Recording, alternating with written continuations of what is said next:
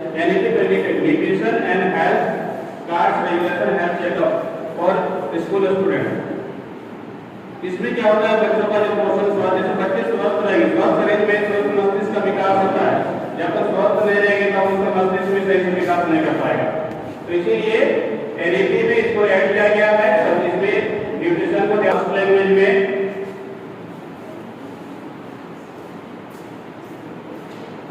किया mother tongue और regional language. इसमें क्या होगा, सबसे पहले मातृभाषा को शामिल किया गया है या क्षेत्रीय भाषा, क्योंकि सबसे पहले बच्चा मातृभाषा को सीखता है, उसमें उसको समझने में आसानी होगी।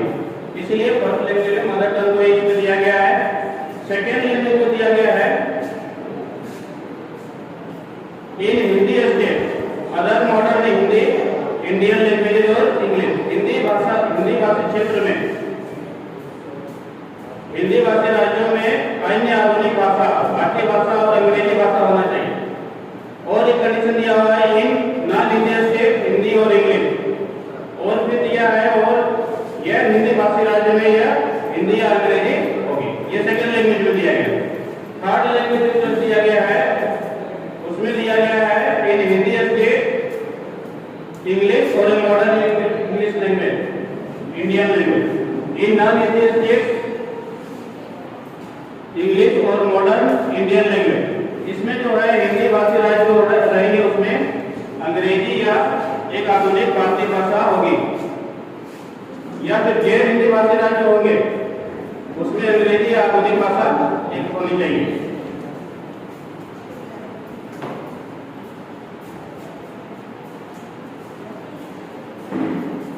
Next is NEP 2020 medium of instruction will be local regional language। इसके अंतर्गत जहां तक संभव है कम से कम 5 तक, लेकिन बेहतर यह होगा कि यह ग्रेड 8 और उससे आगे तक भी हो।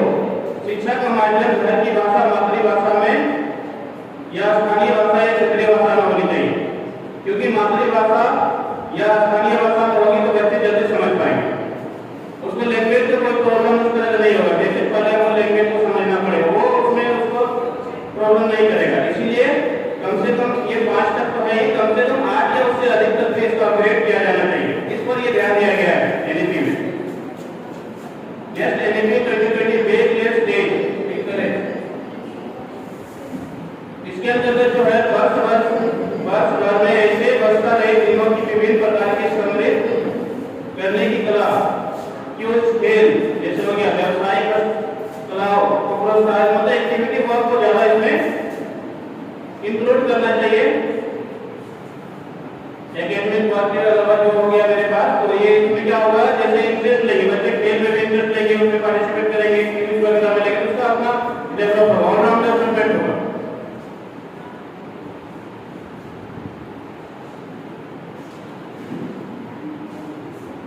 Next is new education policy 2020 curriculum content to be reviewed। पाठ्यक्रम का जो है उसको कम करने की आवश्यकता है। तो क्या क्या है इसमें एनईपी में, इसे बेहद बुनियादी चीजों पर केंद्रित किया। जो इंपॉर्टेंट सेक्शन है जैसे यहाँ पर ये आलोचनात्मक चिंतन, क्रिटिकल थिंकिंग हो गया, holistic inquiry based, discovery based, discussion based, analysis based. इसमें हम लोग क्या करेंगे, एनालाइज करके या डिस्कशन करके हम नए नए चीजों के बारे में जानेंगे। तो इस पर ज्यादा ध्यान दिया गया है इसमें। Next is NEP NIS open schools to offer courses for grades 3, 5 and 8। ये बहुत बड़ा इंक्लूडेड किया गया है। पहले मेरे पास क्या था, NIS में जो होता था पहले 10 और 12 होता था, अब इसमें 3, 5 और 8 इसमें NIS में औपचारिक रूप से A, B और C 3 कैटेगरी बांटा गया है। स्कूल की शिक्षा कक्षा 3, 5 और 8 के बराबर किया गया है। इससे क्या होगा कि जूनियर लेवल पर भी 3, 5 और 8 का सर्टिफिकेट NIS के तरफ से मिल जाएगा। 10 और 12 ग्रेड का जो है माध्यमिक शिक्षा कार्यक्रम को कक्षा 10 और 12 के बराबर उसको एलिजिबल जो मेरे पास पहले से था उसको रखा गया है। वोकेशनल एजुकेशन पर विशेष ध्यान दिया गया है। व्यावसायिक शिक्षा पाठ्यक्रम कार्यक्रम को इसमें NIS के तरफ से भी ऐड किया गया है, ताकि जो बच्चे स्कूल में रेगुलर जो नहीं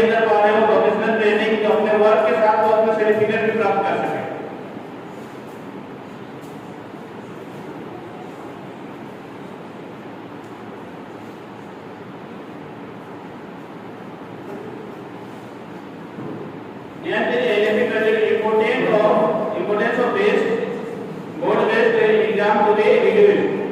Exam can be conducted twice a year. जैसे पहले भी था सीसी था पहले, उसमें क्या होता था पार्ट वाइज होता था, 6 मंथ में एग्जाम फिर पार्ट वाइज होता था, उस तरह से होता था। लेकिन बाद में क्या था कि वन बोर्ड कर दिया गया, साल में एक बार लिया जाने लगा। तो उससे होता क्या है कि एक साल में एक बार लेंगे तो जैसे मार्च में एग्जाम होने वाला है तो बच्चे फरवरी से या जनवरी से पढ़ना शुरू करेंगे, बीच में वो पढ़ाई उसका स्टॉप हो जाती है, उससे उसका रेगुलरिटी नहीं रहता पढ़ाई में। तो ये बहुत चेंज किया गया है, जो फिर से यहाँ पर बोर्ड परीक्षा में महत्वपूर्ण निर्णय लिया गया है। तनाव को कम करने के 2 भागों में आयोजित किया गया है। इससे क्या होगा, बच्चे का तनाव भी नहीं रहेगा, टेंशन भी नहीं रहेगा। एक साल में 1 बोर्ड जो होता है पूरा, जैसे मान लेते पूरा 13 चैप्टर है, मान लेते मैथ का ही मान लेते क्लास 10 में 13 चैप्टर है, 15 चैप्टर है, 15 चैप्टर है तो 1 बोर्ड देंगे, अगर मार्च में देंगे तो उसको 15 चैप्टर एक ही बार में रिवीजन करना पड़ेगा। लेकिन ये जो पार्ट वाइज कर दिया कि 2 बार वर्ष में 2 बार देंगे तो 2 बार में बांट देंगे कि 6 मंथ में 7 चैप्टर होगा, नेक्स्ट 6 मंथ के लिए वो एक चैप्टर जो बच रहा है वो होगा। तो उसमें जो फर्स्ट 6 मंथ होगा, फर्स्ट सेमेस्टर का जो एग्जाम देंगे वो केवल फर्स्ट पार्ट का ही तैयारी करेंगे, तो उसको समय भी मिल जाएगा और अच्छे से तैयारी भी कर पाएंगे, उसको बर्डन भी नहीं रहेगा। और नेक्स्ट जब फाइनल में हो गए तो उसमें फिर जो एक चैप्टर बच रहा है उसी का केवल तैयारी करेंगे, तो वो अच्छी से पढ़ाई भी कर सकते हैं इसके लिए। और ये होता क्या है, वो रेगुलरिटी भी रहेगा। होता क्या है, बच्चे अक्सर एग्जाम के समय ही पढ़ाई पर ध्यान दे रहे हैं, तो ये होगा मार्च में होगा तो फरवरी से जनवरी से पढ़ाई शुरू करेंगे, बीच में उतना ध्यान नहीं देंगे, बोले मार्च में एग्जाम है तो अभी क्या पढ़ेंगे। तो ये जो सेमेस्टर वाइज किया गया है बहुत अच्छा चेंज किया गया है।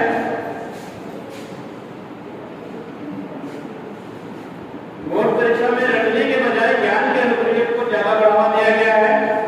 इसमें प्रैक्टिकल ब्लॉक्स, लैब ब्लॉक्स इस तरह को इंक्लूड करने से क्या बेनिफिट हो रहा है कि उसको अपना नॉलेज होगा। प्रैक्टिकल करते जगह प्रैक्टिकल नॉलेज के अलावा सब प्रैक्टिकल नॉलेज होगा, जितना ज्यादा नॉलेज होगा उसका सर्चिंग पावर भी उतना बढ़ेगा। तो इस पर एनएपी में ज्यादा ध्यान दिया गया, विशेष ध्यान दिया गया है। 360 degree holistic report card for student. Student के लिए जो है सभी तरह का रिपोर्ट कार्ड इसमें दिया जाएगा। पहले जैसे होता था रिपोर्ट कार्ड होता था, मतलब जैसे मैथ में कितना मार्क्स लाया, साइंस में कितना मार्क्स लाया, इंग्लिश में कितना मार्क्स लाया, हिंदी में कितना मार्क्स लाया, यही सबको ऐड किया जाए, उसी से रिजल्ट बना दिया गया है। लेकिन अब जो किया है एनएपी में और भी जैसा एक्टिविटी वर्क है उसको भी इंक्लूड करके उसमें दिया जाएगा। ठीक है, जैसे सब्जेक्ट का तो मार्क्स रहेगा ही, उसके अलावा जो भी बच्चा जिसमें भी इंटरेस्टेड है, स्पोर्ट्स में, एक्टिविटी में या किसी प्रकार आर्ट्स में किसी में भी हो गए तो उसको भी इंक्लूड किया जाएगा, ताकि बच्चे और भी बच्चे जिसमें इंस्पायर मिलेगा कि ये इसमें इंटरेस्ट लेंगे बच्चे, अगर रिपोर्ट कार्ड में उसको इंक्लूड कर देंगे। हाँ, उसी को 360 डिग्री इंक्लूड किया गया है। छात्रों को 360 डिग्री समग्र रिपोर्ट कार्ड मिलेगा, जो न केवल उनके द्वारा विषयों को पर्याप्त अंकों के बारे में सूचित करेगा, बल्कि उनके कौशल और अन्य महत्वपूर्ण बिंदुओं के बारे में भी बताया जाएगा।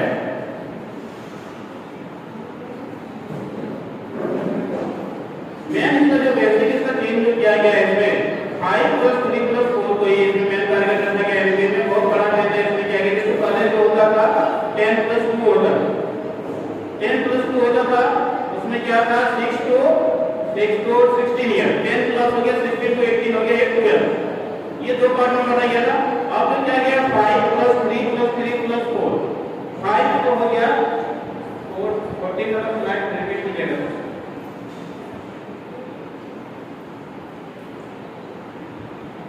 5+3+4+4 जो इसमें किया गया है, जो फर्स्ट जो है 5, ये फाउंडेशन कोर्स में, फाउंडेशन का आता है, ये 5 ईयर का हो गया।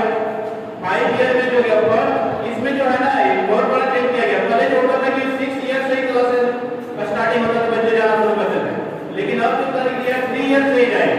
3 ईयर के बच्चे तो बहुत ही छोटे होते हैं, ठीक है, वो पढ़ेंगे क्या, लेकिन फिर भी 3 ईयर के बच्चे छोटे होते हैं, पढ़ नहीं पाएंगे, लेकिन वो एक्टिविटी देंगे कुछ तो समझेंगे, डिसिप्लिन तो समझ आएंगे, कुछ तो रेगुलेशन आएगा उसमें, ठीक है।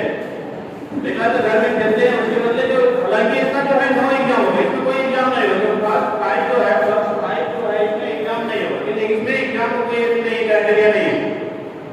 इसमें जो होगा फर्स्ट 3 ईयर तो हो गया, ये बस खेलेंगे बस, उसको टीचर गाइड करेगा, टीचर उसको प्रेशर भी नहीं करेंगे, पढ़ने के लिए किसी तरह का प्रेशर नहीं करेंगे, उसको डेवलपमेंट करना है, उसको इंकरेज करेंगे।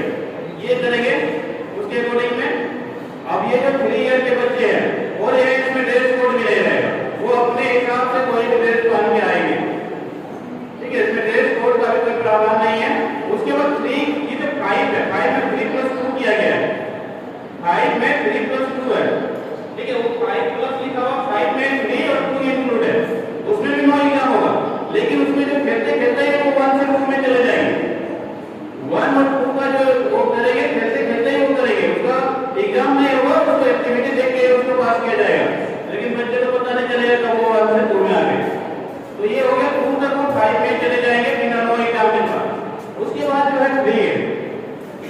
उसके बाद 3 है, ये प्रिपरेटरी स्टेज है, इसमें 3 ईयर का होगा। यहाँ से एग्जाम स्टार्ट होगा। अब बच्चा को टेंशन आएगा, ठीक है। यहाँ से बच्चा, उसमें तो कुछ समझ में नहीं आया, टीचर को परेशान करके चले गए, टीचर परेशान हो गए, 3 साल के बच्चे क्या पढ़ेंगे। लेकिन यहाँ से उसका मेन पावर टेंशन उसका अब स्टार्ट होने वाला है। जितना टीचर को परेशान किया, टीचर अब उसको परेशान करेगा। तो यहाँ से जो स्टार्ट होगा 3 ईयर में, तो ये है 3 से 5 तक, क्लास 3 to 5। इसमें होगा एक्टिविटी स्टडी होगा, एक्टिविटी वर्क वगैरह इसमें भी कराया जाएगा। लैंग्वेज पर ध्यान दिया जाएगा। लैंग्वेज में मदर लैंग्वेज एक रहेगा, बच्चे का मदर लैंग्वेज है। बच्चे जो नहीं समझ पा रहे तो उसको मदर लैंग्वेज में ही टीचर उसको समझाएंगे, मदर लैंग्वेज में समझाएंगे। और एक नेशनल लैंग्वेज में रहेगा, एक नेशनल लैंग्वेज और मदर लैंग्वेज पर तो विशेष ध्यान दिया जाएगा। उसके बाद जो आएगा यहाँ पर, उसके बाद आएगा मिडिल स्टेज, वो भी प्लस 3 के बाद सेकंड 3 जो है वो मिडिल स्टेज में है। मिडिल स्टेज में होगा एक इंडियन लैंग्वेज को कंपलसरी रखा जाएगा, एक इंडियन लैंग्वेज को कंपलसरी रखा जाएगा। ये जो क्लासेस होता है क्लास 6 to 8 के लिए, ठीक है। और इसमें भी जो है कोडिंग जो है, कंप्यूटर कोडिंग का भी सिखाया जाएगा। मतलब कंप्यूटर जो है कोडिंग मतलब डायरेक्ट कोडिंग ही नहीं सिखाया जाएगा। कंप्यूटर बेस्ड जो बेसिकली बेसिक में कंप्यूटर वर्क जो होता है, कंप्यूटर के बारे में बेसिक नॉलेज उसमें दिया जाएगा। वोकेशनल टीचिंग भी कराया जाएगा, इसमें वोकेशनल टेक्निकल कोर्स इसमें ग्रुप में इंकरेज किया जाएगा। और अभी से बच्चा है क्या हो, उसको वोकेशनल कोर्स के बारे में जानकारी दिया जाए, ताकि अगर अभी से ही कोई अगर इंटरेस्ट किया जाता है तो उस लाइन पर उसको डेवलप किया जाएगा। जैसे कोई सिलाई माली कोई पढ़ाई अगर कोई भी वर्क जैसे हो गया, कोई छोटा वर्क नहीं होता है, कोई भी वर्क जाएगा तो उसमें डेवलप करेगा, तो अच्छा से करेगा तो वही वर्क बहुत बड़ी हो जाती है, ठीक है। तो उस पर वोकेशनल टेक्निकल कोर्स पर उसको ध्यान दिया जाएगा। बाकी मैथ साइंस ये सब रह गए, आर्ट्स ये सब कोर्स ये सब सब्जेक्ट इंक्लूड रह गए। उसके अलावा एक वोकेशनल को ऐड किया गया इसमें, और कोडिंग वर्क जो हो गया जिसमें कंप्यूटर को बेसिक कंप्यूटर वर्क को इसमें कराया जाएगा। नेक्स्ट जो आता है इसमें सेकेंडरी स्टेज आता है। सेकेंडरी स्टेज जो +4 जो है लास्ट 4 उसी में रहता है, ठीक है। +4 जो है ये, इसमें जो है एक फॉरेन लैंग्वेज ले सकते हैं। अगर बच्चा पढ़ना चाहेगा तो फॉरेन लैंग्वेज का व्यवस्था किया जाएगा, उसके लिए उसका इंक्लूड किया जाएगा। कोई भी लैंग्वेज ले सकते हैं, कोई भी देश का कोई भी लैंग्वेज ले सकते हैं। लेकिन एक चीज यहाँ पर जो है, जो एनईपी में है, मुझे लगा डिमेरिट केस में क्या है कि चाइनीज जो सीमा विवाद हुआ है भारत चाइना के साथ, उसके चलते जो है चाइनीज लैंग्वेज में मैंड्रीन को रोक लगा दिया है। बाकी वर्ड का कोई भी लैंग्वेज को फॉरेन लैंग्वेज को ले सकते हैं, लेकिन मैंड्रीन को उसमें नहीं कर सकते। हमको लग रहा है ये डिमेरिट है, गवर्नमेंट को आगे चलते इसको यूज लगाना है, क्योंकि जब चाइनीज बच्चा इंडियन लैंग्वेज को पढ़ सकता है तो इंडियन बच्चा चाइनीज लैंग्वेज को मैंड्रीन को क्यों नहीं पढ़ सकता? क्योंकि चाइना डेवलप कर रहा है, चाइना डेवलप कंट्री ऑलरेडी है। अगर उसका लैंग्वेज को जानेंगे, उसके बारे में जानेंगे, तो यहाँ के बच्चे भी डेवलप कर सकते हैं। तो उसको इंक्लूड करना चाहिए। भले सीमा विवाद के चलते उसको मैंड्रीन को रोक लगा दिया गया, लेकिन उसको डालना चाहिए। तो ये जो सेकेंडरी स्टेज में फॉरेन लैंग्वेज को ले सकते हैं, कोई भी देश का लैंग्वेज को ले सकते हैं। अभी फिलहाल चाइनीज जो मैंड्रीन को रोक लगा दिया गया है उसको लगाया जाना चाहिए, वो बेटर रहेगा। वो मेरा व्यू है, गवर्नमेंट आगे चल के क्या करेगी पता नहीं, ठीक है। इसमें क्या हो गया, इसमें 9 स्ट्रीम है। ये जो 4th स्टेज है इसमें 9 स्ट्रीम, कोई भी स्ट्रीम ले सकते हैं। 10 के बाद हो गया, इसमें कोई भी स्ट्रीम को चॉइस कर सकते हैं। कोई जरूरी नहीं कि मैथ्स का बच्चा आर्ट्स नहीं ले सकता है, साइंस का बच्चा आर्ट्स नहीं ले सकता है, आर्ट्स का बच्चा कॉमर्स नहीं ले सकता। इसमें कोई भी इसमें बैरियर ही नहीं लगा हुआ। कोई भी सब्जेक्ट को इसमें चॉइस कर सकते हैं, मल्टीपल सब्जेक्ट को चॉइस कर सकते हैं, इस पर कोई बैरियर नहीं है। ये बहुत बड़ी अच्छी चीज है, क्योंकि बहुत से बच्चा जैसे साइंस ले लिया, उसके बाद सोचता है कि कॉमर्स लेने तो अच्छा है, बाद में वो उसको पढ़ सकते हैं, 12th के बाद भी पढ़ सकते हैं। तो ये जो है क्रिटिकल थिंकिंग पर ध्यान दिया गया, विशेष ध्यान दिया गया। इसमें सेमेस्टर वाइज इसमें एग्जाम होगा, जैसे है सेमेस्टर वाइज होने से क्या होगा कि रेगुलेटरी रहेगा। इस तरह से इसमें चेंजेस किया गया है। और भी हम जो हायर लेवल का जो ग्रेजुएशन लेवल का होगी, इसको जो है 4 ईयर में किया गया है, ठीक है। इसमें जो है जैसे बीए बीएससी बीकॉम होता है, अभी फिलहाल होता है बीए बीएससी बीकॉम, ये 3 ईयर का होगा, ठीक है। अब ये 4 ईयर रहेगा। अब पहले हम ये देख लेते हैं इसमें चेंजिंग क्या हुआ है। तो क्या गया, पहले जो 5 + 3 + 3 + 4 क्या गया, ऐड करेंगे तो 5 + 3 कितना हो गया, 8 हो गया। 8 + 3 कितना हो गया, +4, फिर कितना हो गया 15 हो गया ना, ठीक है। तो फर्स्ट जो है मेरे पास ये जा रहा है 12 तक ही जा रहा है, एक हो रहा है, एक तो कितना हो जा रहा है, एक ग्रुप अगर देखें तो 18 तक ही जाएगा, एक ग्रुप जा रहा है 18 तक ही जा रहा है, एक ग्रुप 12 तक 18 तक ही जा रहा है, उसमें भी 12 तक जो 10 प्लस 2 में है उसमें भी 18 तक ही जा रहा है। तो कोई चेंजिंग नहीं है, बस इसमें क्या सिस्टम चेंज है, ठीक है, बस इसमें सिस्टम चेंज है और इसको सिंपल वे में कर दिया है और रेगुलरिटी भी कर दिया है कि बच्चे अच्छा से पढ़ेंगे। अभी जो 4 ईयर में किया गया है, ग्रेजुएशन में किया गया है, बीए बीएससी बीकॉम का जो किया गया है, ये जो हो गया, इसमें जो हो गया इसको भी किया गया, जो फर्स्ट ईयर में किया गया सर्टिफिकेट कोर्स के लिए, फर्स्ट ईयर हो गया ग्रेजुएशन का बात करूं ना, सर्टिफिकेट कोर्स अगर एक साल करते हैं, मान लीजिए एक साल करने के बाद किसी तरह से वो ड्रॉप आउट हो जाते हैं, वो आगे की पढ़ाई नहीं कर पाते, कोई भी रीजन हो उसका, अगर नहीं कर पाते हैं तो एक साल का उसको सर्टिफिकेट कोर्स उसको मिलेगा, सर्टिफिकेट उसको मिलेगा।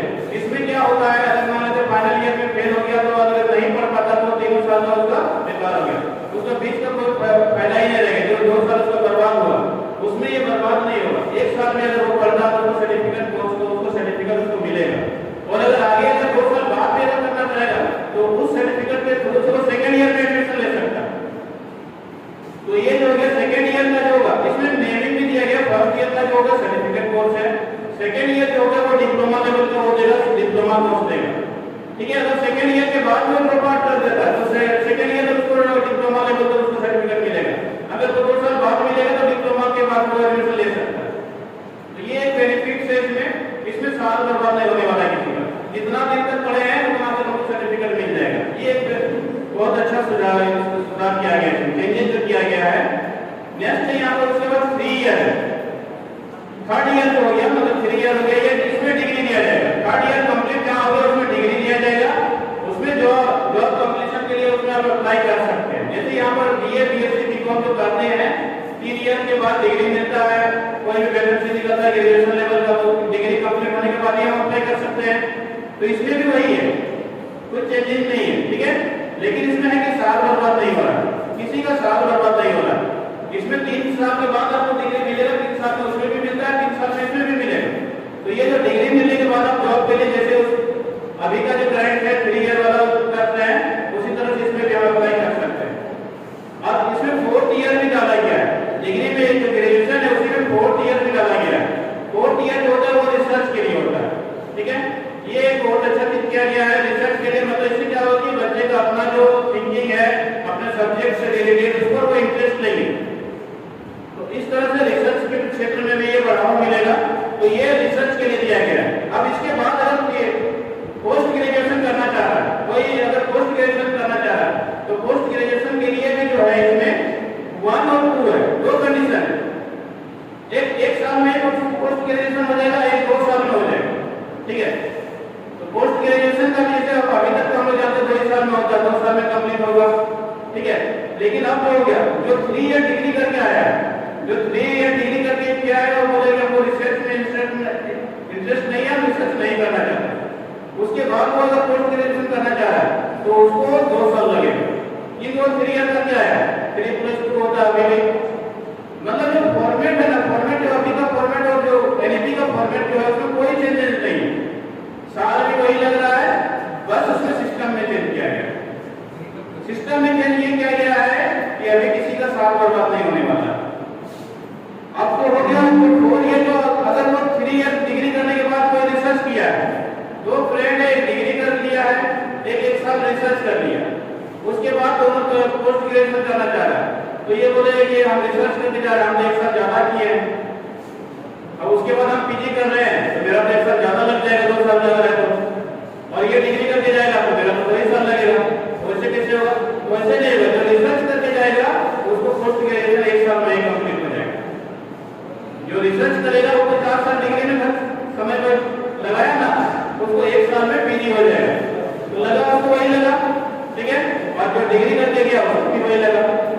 तो इस तरह से जो है सिस्टम को बहुत ही आसान कर दिया, लचीला कर दिया गया है। और उसके बाद जो है हायर लेवल पर जो है एमफिल को बैन कर दिया है, एमफिल को बंद कर दिया गया है, उस पर जो भी कारण है। और पीएचडी जो है 4 ईयर का जैसे है अभी भी जैसे है, एनईपी में भी सेम टू सेम है। तो इस तरह से चेंजेस किया गया है, बहुत सारा चेंजेस किया गया है। एनईपी का सबसे अच्छा चीज ये लगा कि इसमें जो है किसी का समय बर्बाद नहीं हो रहा है। कोई भी साल अगर एक साल पढ़े हैं, एक साल का आपको सर्टिफिकेट मिल जा रहा है, उसके बाद आप पढ़ना चाह रहे हैं तो वो सर्टिफिकेट का यूज कर सकते हैं।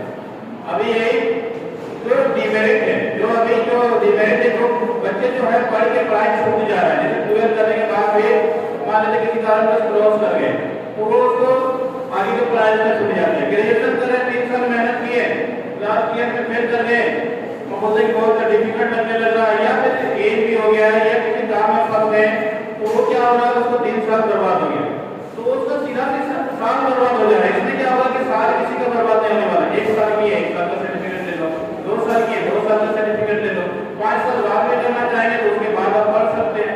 तो इस तरह से हम कंप्लीट कर सकते हैं। तो इस तरह से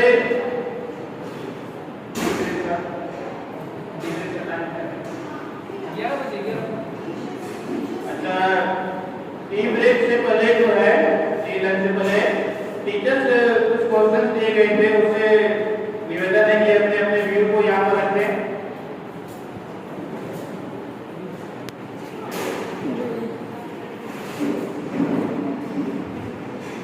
विदेश सर ने रखा, उससे पहले अखिल सर ने भी बहुत अच्छे से एग्जाम्पल्स, जो कि हमारा सबसे बड़ा अस्त्र शस्त्र होता है क्लासरूम में, उनके बारे में बहुत अच्छे से समझाया। अखिल सर ने ये भी जोर दिया है।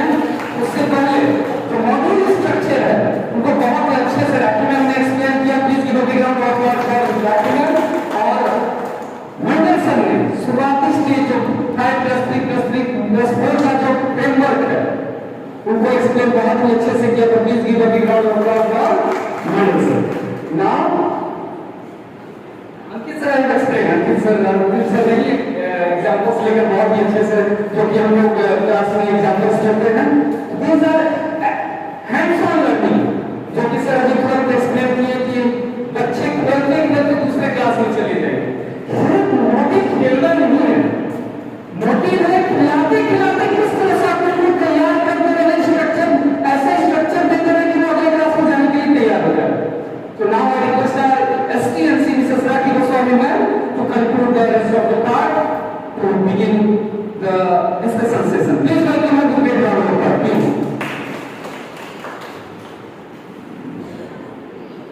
Thank you, Navinder sir. Thank you, all resource persons.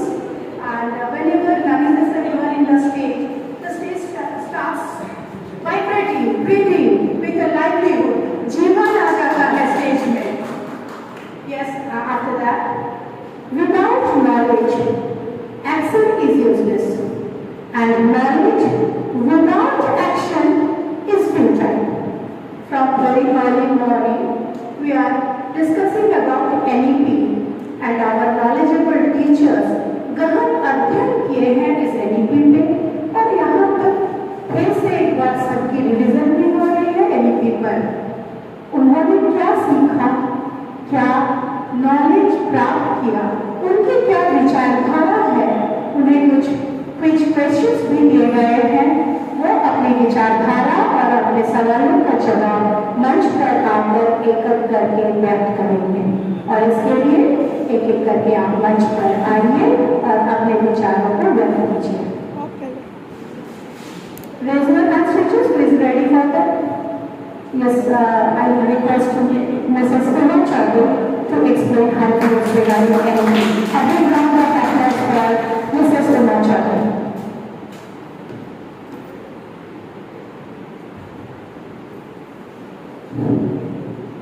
Good morning to respected teachers, principal ma'am, and my colleague. Today we are here to discuss on special and important topic, that is NEP. According to this new education scheme, that what is the importance of syllabus and teaching method in our school curriculum.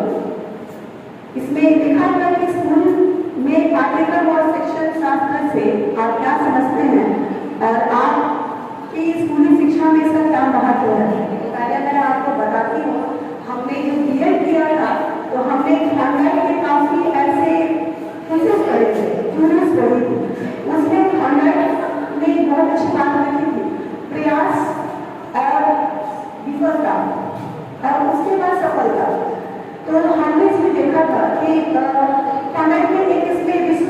था, उन्होंने एक संदूक में एक बिल्ली को बंद कर दिया था और बिल्ली रोज आती थी दरवाजे के बाहर, जिसको पीसेस ऑफ ब्रेड्स होते थे उसको रोज खाती थी और फिर वो वापस से आकर खुले हुए संदूक में डाल जाती थी। एक उस थॉट ने क्या किया, संदूक में बंद कर दिया। ये रिसर्च करने के लिए संदूक खुला हुआ था, सेमी क्लोज था। उन्होंने नोटिस किया कि रोज के प्रयास से उस बिल्ली में कोई असर पड़ता है, तो बिल्ली रोज प्रयत्न करने के और ये काफी कह सकते हैं आप यूज्ड टू हो गई थी एंड शी ट्राइड। उसने वैसे ही कोशिश किया, काफी निरंतर कोशिश करने के बाद कुछ रैन वो कवर्ड बॉक्स और उसके बाद फिर वो वापस खोल कर ब्रेड कुकीज को लेती है और वापस आकर उस जगह पर यथास्थान बैठ जाती है। तो इस सिचुएशन को उन्होंने इम्प्लीमेंट स्टूडेंट के सिचुएशन में किया है कि प्रयास और सफलता कहीं ना कहीं सफलता को जन्म देती है। तो यहाँ जो मेरा टॉपिक है दैट इज सिलेबस एंड शिक्षण शास्त्र। हम जानते हैं कि पाठ्यक्रम और शिक्षण शास्त्र दोनों ही स्कूली शिक्षा में काफी महत्वपूर्ण भूमिका अदा करती है। बिना पाठ्यक्रम, बिना प्लानिंग हम टीचर्स आगे प्रोसीड नहीं कर सकते इस चीज को। तो यह एक ऐसा साधन है जो छात्र को अध्यापक से जोड़ता है। हमारा मेथड क्या है, ऑरली, रिटन, हम होमवर्क के द्वारा पढ़ा रहे हैं, मैपिंग वर्क करवा रहे हैं, हम एक स्पेसिस कोई चीज को आगे डेमोन्स्ट्रेट करने के लिए दे रहे हैं। इसमें बच्चे की क्या भूमिका होती है, क्या इम्प्लीमेंट होता है, बच्चे का शारीरिक, संवेदनात्मक, जो हम लोग कहते हैं फिजिकली, इमोशनली, इसके साथ सामाजिक, सोशली, इसके साथ आध्यात्मिक, कल्चरली बच्चा आगे बढ़ता है। ठीक है, मैंने एक यूट्यूब पे बड़ा अच्छा एक वीडियो देखा था जिसमें हम टीचर सर्विसेज में हम लर्निंग पीरियड में रहते हैं, सीखते रहते हैं, तो उससे मुझे एक बहुत अच्छी चीज़ सीखने मिली थी। हम टीचर्स जाते हैं और पढ़ा कर 40 मिनट्स का क्लास लेकर निकल जाते हैं, लेकिन हम इस फीडबैक पे बड़े जरूर ध्यान दें। तो हमें ये देखना चाहिए हमने बच्चे को पढ़ाया तो बच्चे ने सीखा, लर्निंग आउटकम हमें क्या मिल रहा है बच्चे से। तो ये बहुत जरूरी है कि बिफोर स्टार्ट दिस क्लास में ग्रेड में इस बात को सिखाया जाता है कि हमें सामान्य से विशिष्ट की ओर ले जाना है, कॉमन से स्पेसिफिक की ओर ले जाना है। तो बट लर्निंग आउटकम्स बच्चे से फीडबैक देने के बाद कि लास्ट क्लास हमने आपको क्या पढ़ाया, then we should start our class.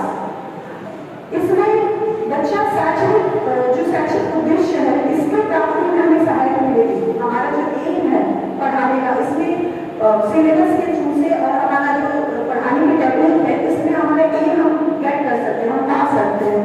इसके अलावा हम जो भी लर्निंग में, टीचिंग में जो भी टीचिंग एड्स यूज कर रहे हैं, वो हमें उसके बारे में स्पेसिफिक नॉलेज होना चाहिए, वो प्री प्लान होना चाहिए। इनसे क्या होगा, बच्चे के चरित्र निर्माण में सहायता मिलेगी। बच्चा सिर्फ पढ़ेगा नहीं, उसको बिल्डअप करेगा, उसको इम्प्लीमेंट करेगा अपनी रियल लाइफ में। पर्सनैलिटी डेवलपमेंट बहुत जरूरी है बच्चे में। बच्चे की पर्सनैलिटी जब तक डेवलप नहीं करेगी, इसमें कोई विकास आप नहीं दे सकते। इसके साथ साथ हमें फिर मैं एसएसटी की टीचर हूँ और हम जब भी क्लास में जाते हैं, एसएसटी में हिस्ट्री, ज्योग्राफी, पॉलिटिकल साइंस और इनको पढ़ाकर नहीं निकल जाना है ना, हमें जाना है तो एसएसटी से रिलेटेड कई चीज़ों को रियलिटी से कंक्लूड करके बात करते हैं, यानी तत्कालीन घटनाओं पर बच्चे क्या रिएक्शन देते हैं। रिसेंटली जो भी न्यूज चलता है, मैं इसे डिस्कस जरूर करती हूँ अपनी क्लास में। जब भी हमारा 11th का क्लास हो या फिर मेरा 9 या अदर क्लासेस के एसएसटी हो, तो मैं जरूर इस पर डिस्कस करती हूँ। आपका क्या राय है, अभी ये जो घटना लगी बच्चों, आप अगर वहाँ पे रहते तो वहाँ पे क्या करते? इसके साथ स्कूल में शिक्षण शास्त्र में बच्चे को नया नॉलेज होना चाहिए, नया ज्ञान, जिसमें बच्चा नए ज्ञान को अपने चीजों को इम्प्लीमेंट करे, उसको कनेक्ट करे। ठीक है, जैसे हम एलएपी में जो पढ़ रहे हैं उसमें ये चीज है, गवर्नमेंट ने जो एलएपी को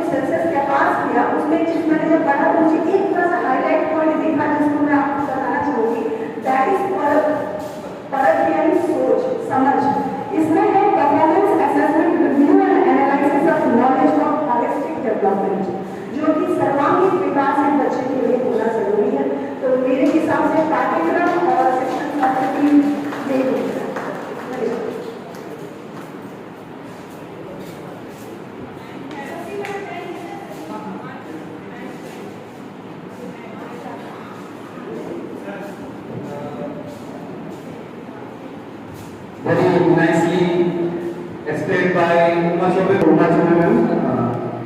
आपका बहुत ही एनर्जेटिक परफॉर्मेंस था, तो आपको जो है ट्रेन स्टाइल जाता है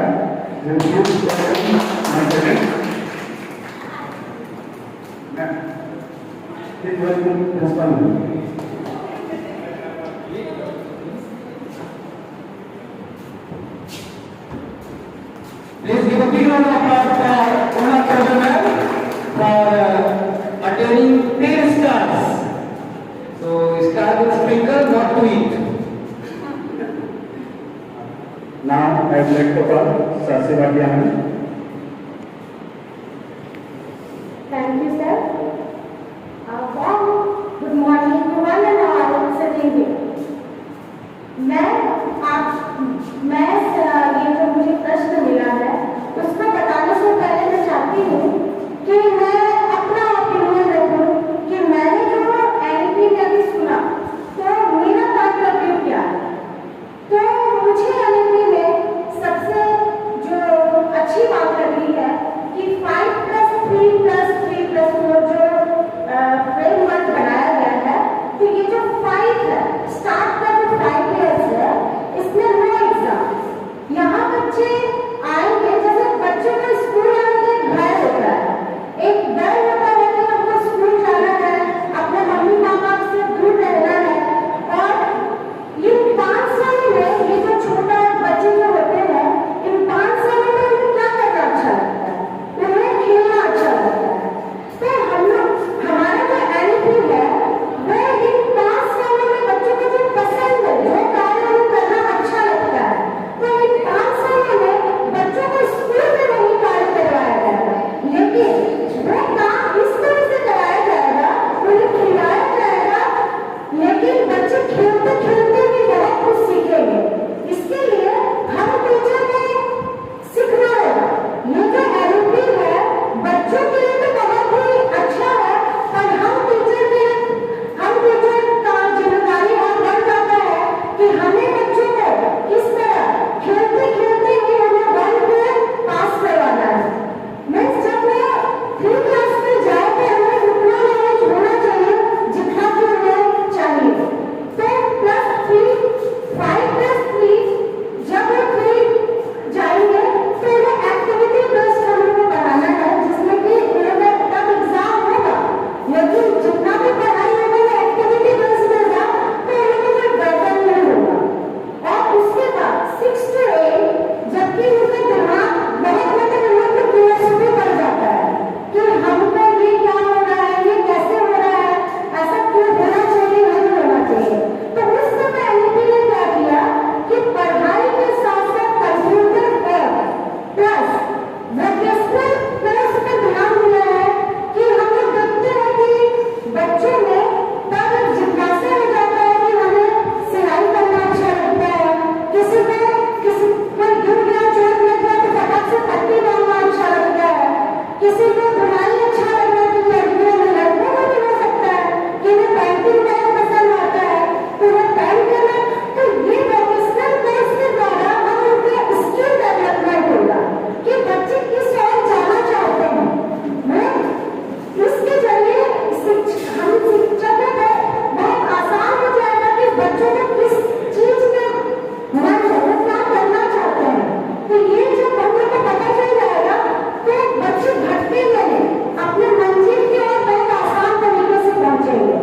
और मुझे ये एनईपी में ये बहुत अच्छा लग रहा है कि इसमें कोई स्ट्रीम नहीं है, 9 से 12 तक के बच्चों को कोई स्ट्रीम नहीं, जो कि बहुत बड़ा हम लोग को परेशानी होता था जब हम 10 तक के बाद जब निकलते थे 10 के बाद, तो हम लोग को लगता था क्या है, कॉमर्स, साइंस, आर्ट, मतलब जो तेज बच्चे हैं वो साइंस से लेता है, जो मिडिल है वो कॉमर्स, और जो मतलब 3 4 5 लैंग्वेज पढ़ाई तो वो आर्ट्स ले लेते हैं।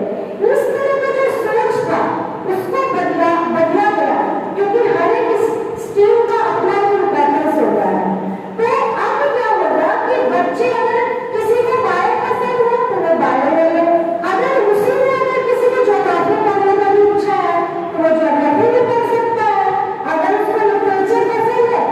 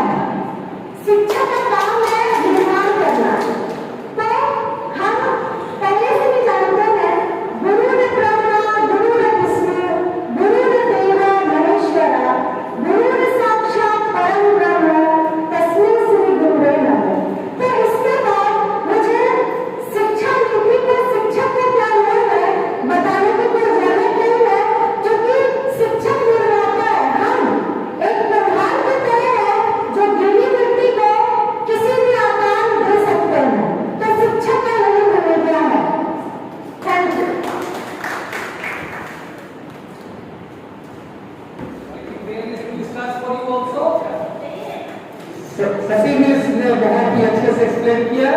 सो I request master trainer I request academic incharge Ajay Chaubey sir to present this 10 stars to Sasimis. Please give a big round of applause for Sasimis.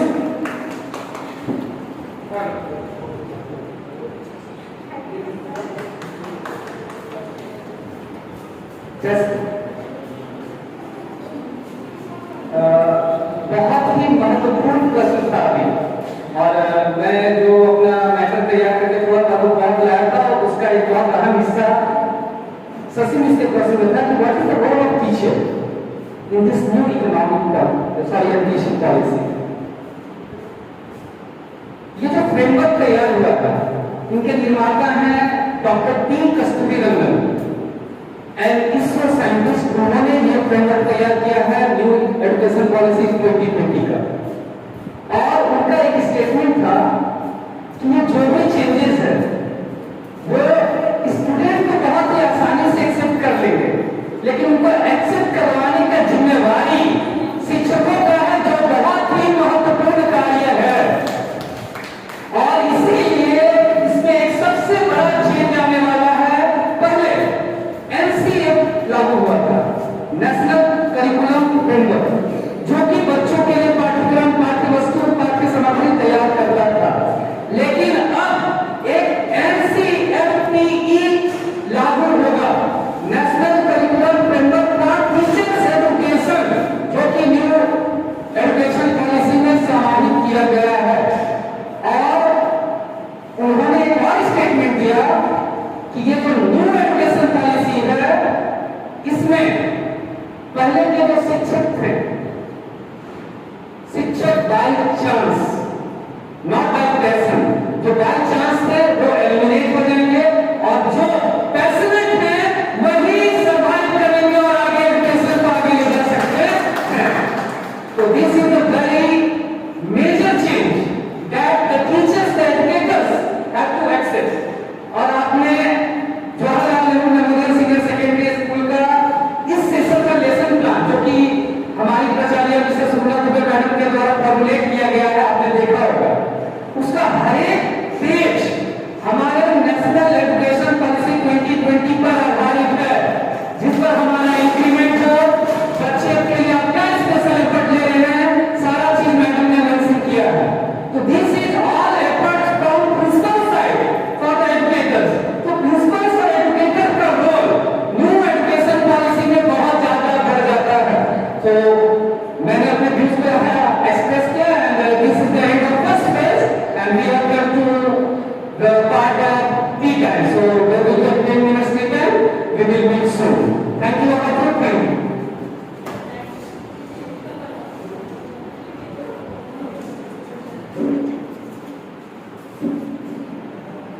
Let's move on to the second session, and for expressing views, I would like to call upon our academic in-charge, Mr. Ajay Chaudhary sir. Please give a big round of applause for Ajay Chaudhary sir.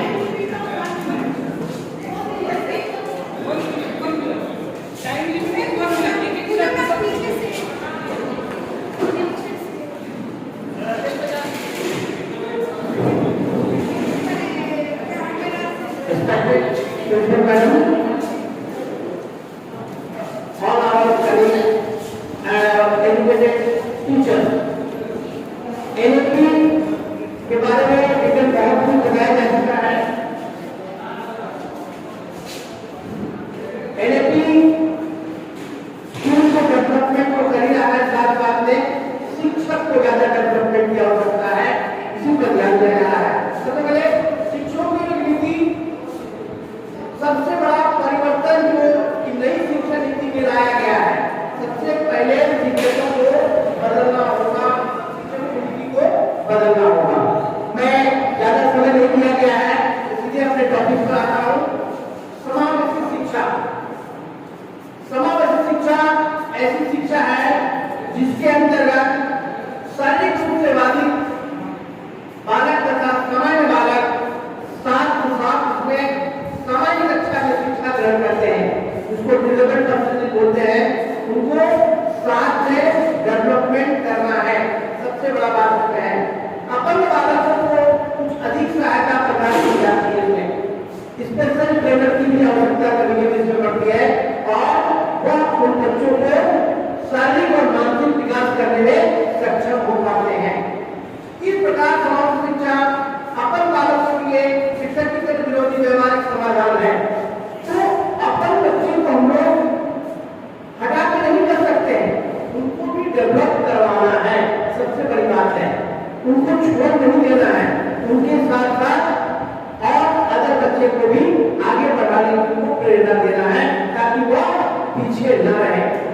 समाज शिक्षा शिक्षा के अधिकार को प्राप्त करने के लिए एक सकारात्मक प्रयास है।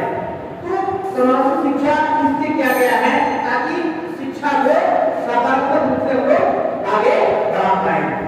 मेरा समय समाप्त हो गया है, बोलने का तो काफी है लेकिन अधिक बोलना नहीं चाहता हूँ और अपने वाणी को लेकर विराम देता हूँ। धन्यवाद।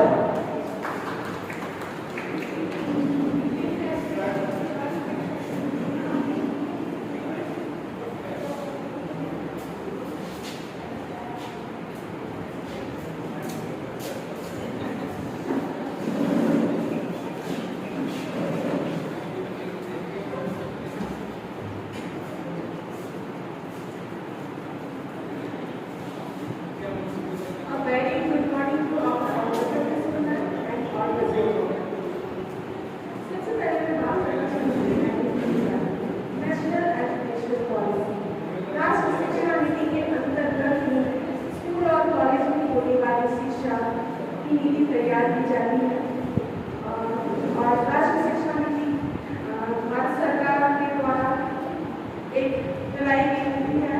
इसमें न्यू एजुकेशन पॉलिसी को रखा गया है।